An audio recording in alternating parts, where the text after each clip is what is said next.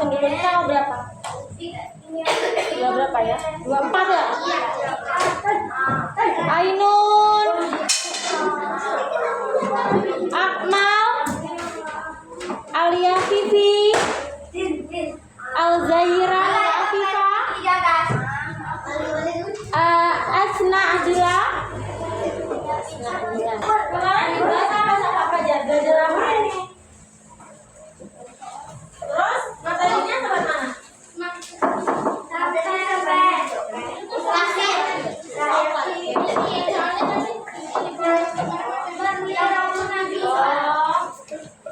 Kemarin Pak Fajar terakhir bahas soal nomor 2 ini. Iya, kayak Kalian tahu nggak awalnya kok bisa adanya kurban itu kenapa? Karena Nabi Ismail. Kenapa Nabi Ismail? tapi nggak jadi diganti sama Tuhan. Nama ayahnya Nabi Ismail siapa? Nabi Ibrahim.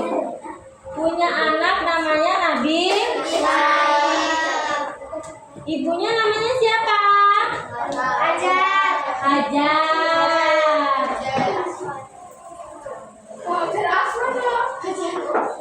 Nabi Ismail punya saudara nggak? Punya. Namanya Nabi Ishak. Nabi Ishak.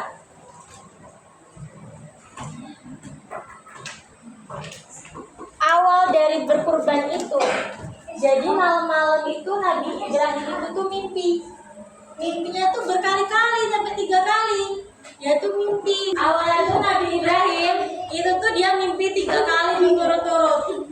Mimpinya tuh sama terus, suruh nyembelih anaknya. Awalnya tuh Nabi Ibrahim ngomong ke Nabi Ismail kalau beliau tuh sering banget mimpi 3 kali berturut-turut itu, mimpi anaknya tuh disembelih. Habis itu Nabi Ismail tuh bilang, karena dia saking patuhnya sama Allah, terus Nabi Ismail mau aja disembelih itu, dia nggak apa-apa disembelih soalnya itu perintah dari Allah. Tapi ya nggak gitu, ngomongnya nggak gitu, dia cuma kakak contohin aja ya. Habis itu karena Nabi Ismail mau kalau disembelih kalau perintah dari Gusti Allah, akhirnya pas waktu itu pagi-pagi itu tuh udah disiapin tempat buat disembelih Nabi Ismail itu.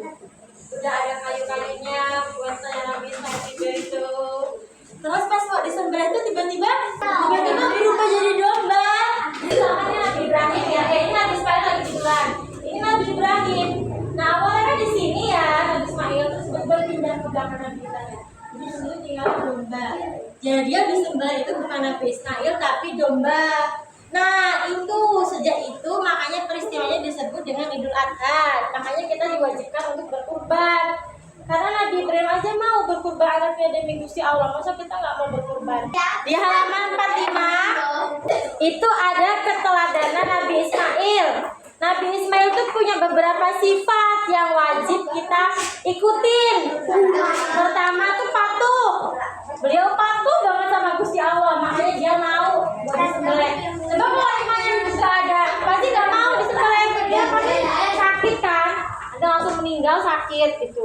Nabi Ismail tuh punya sifat patuh.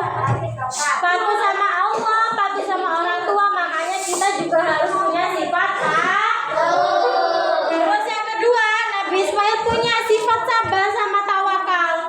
Jadi kita nggak boleh marah-marah, kita harus tahan amalannya kita nggak boleh emosi terus. Kita pokoknya harus sabar banget sama orang.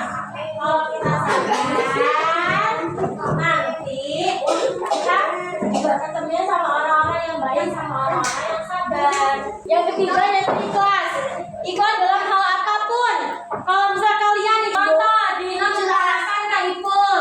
Nah terus Ipul ngasih ke Dino. Ipul harus kasihnya ikhlas, nggak boleh gerundel ala dia lah gue nggak ngasih aku, masa aku ngasih dia jadi kayak gitu. Nanti kalau kita kasih yang ikhlas, nanti kita juga bakal sering banget